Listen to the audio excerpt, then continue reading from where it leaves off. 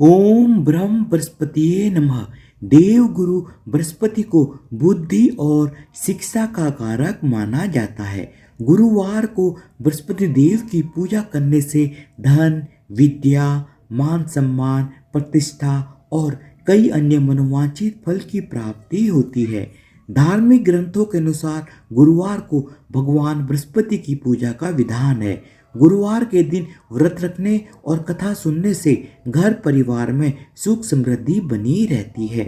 गुरुवार की व्रत कथा प्राचीन समय की बात है। भारतवर्ष में एक राजा राज्य करता था। वह बड़ा ही प्रतापी और दानी था। वह नित्य गरीबों और ब्राह्मणों की सेवा सहायता करता था। वह प्रतिदिन मंदिर में भगवान के दर्शन करने जाता था, लेकिन यह बात उसकी रानी को बिल्कुल भी अच्छी नहीं लगती थी। वह न ही पूजन करती थी और न ही दान करने में उसका मन लगता था। एक दिन राजा शिकार खेलने के लिए वन को गए हुए थे, तो रानी और दासी महल में अकेली थी। उसी समय बृहस्पति देव साधु वेश में राजा के महल में भिक्षा मांगने के लिए आए और भिक्षा मांगी तो रानी ने भिक्षा देने से मना कर दिया। रानी ने कहा कि हे साधु महाराज, मैं तो दान पुण्य से तंग आ गई हूँ। इस कार्य के लिए मेरे पतिदेव ही बहुत हैं। आप ऐसी कृपा करें कि सारा धन नष्ट हो जाए तथा मैं आराम से रह सकूं। साधु ने कहा, देवी तुम तो बड़ी अजीब हो। धन और संतान से कौन दुखी होता है, इसकी तो सभी कामना करते हैं। पापी भी पुत्र और धन की इच्छा करते हैं। अगर तुम्हारे पास अधिक धन है तो भूखे मनुष्यों को भोजन कराओ, प्याऊ लगवाओ, ब्राह्मणों को दान दो, कुआं, तालाब, बावड़ी, बाग बगीचे आदि का निर्माण कराओ, मंदिर, पाठशाला, धर्मशाला बनवाकर दान दो, निर्धनों की कुंवारी कन्याओं का विवाह कराओ, साथ ही यज्ञ आदि कर्म करो और अपने धन को शुभ कार्यों में खर्च करो।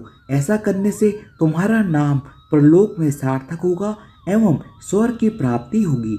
लेकिन रानी पर साधु महाराज के उपदेश का कोई भी प्रभाव न पड़ा। वह बोली, महाराज मुझे ऐसे धन की आवश्यकता नहीं जिसको मैं अन्य लोगों को दान दूं, जिसको रखने और संभालने में ही मेरा सारा समय नष्ट हो जाए। अब आप ऐसी कृपा करें कि सारा धन नष्ट हो जाए तथा मैं आराम से रह सकूं। साधु ने उत्तर दिया कि यदि तुम्हारी ऐसी इच्छा है तो जैसा मैं तुम्हें बताता हूँ तुम वैसा ही करना। बृहस्पतिवार को घर को गोबर से लीपना और अपने केसों को पीली मिट्टी से धोना। राजा से कहना कि वह बृहस्पतिवार को हजामत बनवाए। भोजन में मांस मदिरा खाना और कपड़ा धोबी के यहाँ धुलने डालना। ऐसा करने से 7 बृहस्पतिवार में ही आपका सारा धन नष्ट हो जाएगा। इतना कहकर बृहस्पति देव रूपी साधु महाराज वहां से अंतर्ध्यान हो गए। इसके बाद रानी ने वही किया जो साधु ने बताया था। 3 बृहस्पतिवार ही बीते थे कि उसकी समस्त धन संपत्ति नष्ट हो गई और भोजन के लिए राजा रानी तरसने लगे। तब एक दिन राजा ने रानी से कहा कि तुम यहीं पर रहो, मैं दूसरे देश में काम करने के लिए जाता हूँ, क्योंकि यहाँ पर सभी लोग मुझे जानते हैं, इसलिए मैं यहाँ पर कोई छोटा कार्य नहीं कर सकता। ऐसा कहकर राजा प्रदेश चला गया। वहाँ वह जंगल को जाता और लकड़ी काट कर लाता और शहर में बेचता। इस तरह वह अपना जीवन व्यतीत करने लगा। इधर राजा के बिना रानी और दासी दुखी रहने लगी। किसी दिन भोजन मिलता और किसी दिन जल पीकर ही रह जाती। एक समय जब रानी और दासी को 7 दिन तक बिना भोजन के रहना पड़ा तो रानी ने अपनी दासी से कहा, हे दासी, पास ही के नगर में मेरी बहन रहती है। वह बड़ी ही धनवान है। तू उसके पास जा और थोड़ा बहुत अनाज लेकर आ जा, ताकि थोड़ी बहुत गुजर बसर हो जाए। दासी रानी की बहन के पास गई। उस दिन बृहस्पतिवार था।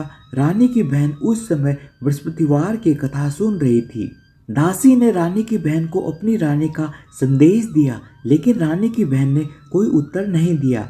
जब दासी को रानी की बहन से कोई उत्तर नहीं मिला तो वह बहुत ही ज्यादा दुखी हुई। उसे क्रोध भी आया। दासी ने वापस आकर रानी को सारी बात बता दी। सुनकर रानी ने कहा कि दासी, इसमें उसका कोई भी दोष नहीं है। जब बुरे दिन आते हैं तो कोई भी सहारा नहीं रहता। अच्छे बुरे का पता विपत्ति में ही लगता है। ईश्वर की जो इच्छा होगी वही होगा। यह सब हमारे भाग्य का दोष है। यह सब कहकर रानी ने अपने भाग्य को कोसा। उधर रानी की बहन ने सोचा कि मेरी बहन की दासी आई थी, लेकिन मैं उससे नहीं बोली, इससे वह बहुत दुखी हुई होगी। कथा सुनकर और पूजन समाप्त करके वह अपनी बहन के घर आई और कहने लगी, हे बहन, मैं बृहस्पतिवार का व्रत कर रही थी, तुम्हारी दासी मेरे पास आई थी, लेकिन जब तक कथा होती है तब तक ना तो उठते हैं और ना ही बोलते हैं, इसलिए मैं नहीं बोली। बताओ दासी क्यों आई थी मेरे पास? रानी बोली, बहन तुमसे मैं क्या छिपाऊं, हमारे घर में खाने तक को अनाज नहीं है। ऐसा कहते कहते रानी की आंखें भर आई। उसने दासी समेत पिछले 7 दिन से भूखा रहने की सारी बात अपनी बहन को बता दी, इसलिए मैंने दासी को तुम्हारे पास थोड़ा बहुत अनाज लेने के लिए भेजा था। रानी की बहन बोली, देखो बहन, बृहस्पति देव सबकी मनोकामना पूर्ण करते हैं, देखो शायद तुम्हारे घर में भी अनाज रखा हो। पहले तो रानी को विश्वास नहीं हुआ, परंतु बहन के बार बार आग्रह करने पर उसने दासी को अंदर कमरे में भेजा। तो दासी घर के अंदर गई तो वहां पर उसे सचमुच एक अनाज से भरा हुआ घड़ा मिला। उसे देखकर बड़ी हैरानी हुई। उसने बाहर आकर रानी को बताया। दासी रानी से कहने लगी, हे रानी, जब हमको भोजन नहीं मिलता तो हम व्रत ही तो करते हैं, इसलिए क्यों ना इनसे व्रत की विधि और कथा पूछ ली जाए, ताकि हम भी व्रत किया करेंगे। दासी के कहने पर रानी ने अपनी बहन से बृहस्पतिवार व्रत के बारे में पूछा। उसकी बहन ने बताया, बृहस्पतिवार के व्रत में चने की दाल, गुड़ और मुनक्का से भगवान विष्णु का केले के वृक्ष की जड़ में पूजन करें तथा दीपक जलाएं और कथा सुनें।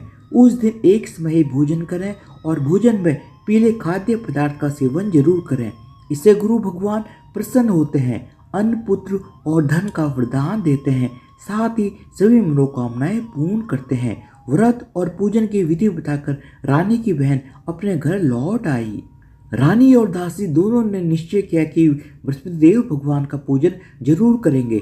7 दिन के बाद जब बृहस्पतिवार आया तो उन्होंने व्रत रखा। गुड़साल में जाकर दाल, चना और गुड़ लेकर आई तथा उसकी दाल से केले की जड़ तथा विष्णु भगवान का पूजन किया।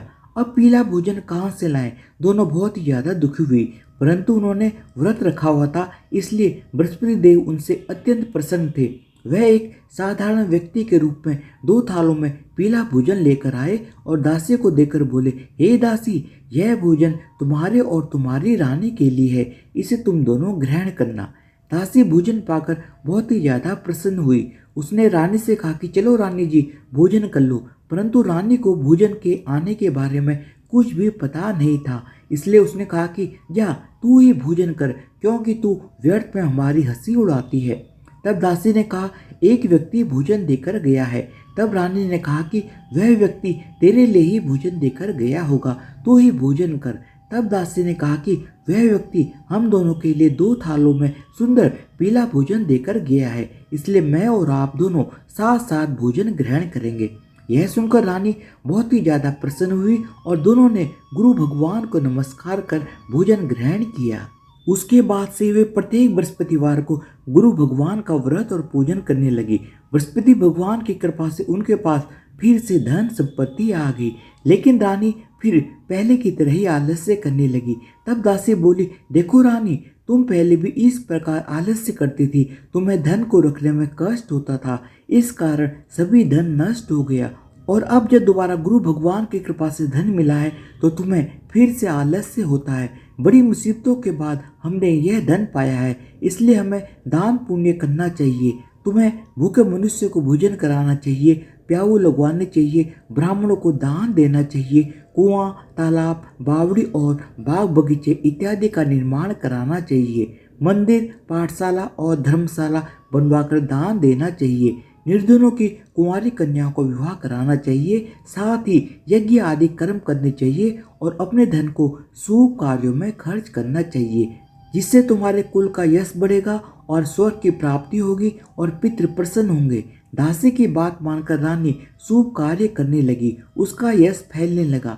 एक दिन रानी और दासी आपस में विचार करने लगी कि न जाने राजा किस दशा में होंगे, उनकी कोई खोज खबर भी नहीं है। उन्होंने श्रद्धा पूर्वक बृहस्पति भगवान से प्रार्थना की कि राजा जहाँ कहीं भी हो शीघ्र ही वापस आ जाएं।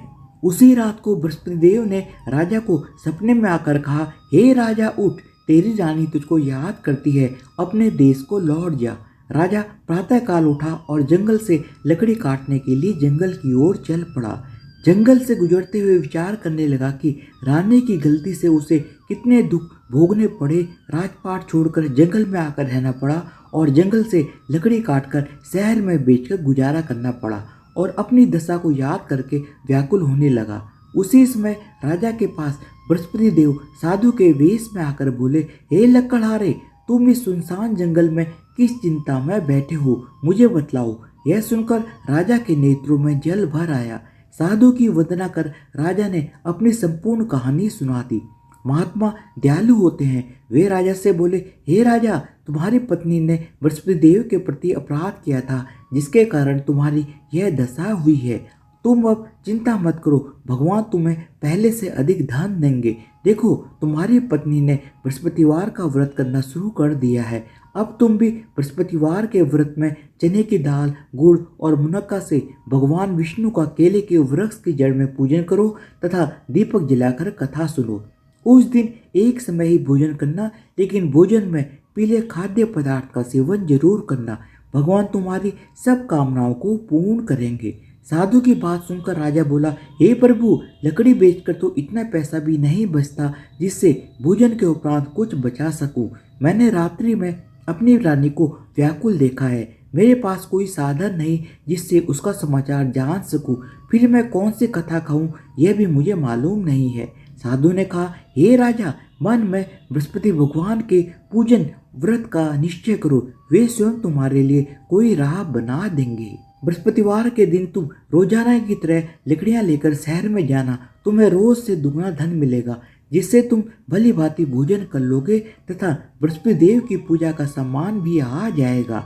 राजा ने ऐसा ही किया और उसको मनोवांछित फल की प्राप्ति हो गई। कुछ समय के पश्चात राजा भी रानी के पास वापस आ गया और दोनों मिलकर नियमित रूप से बृहस्पति देव की पूजा करने लगे।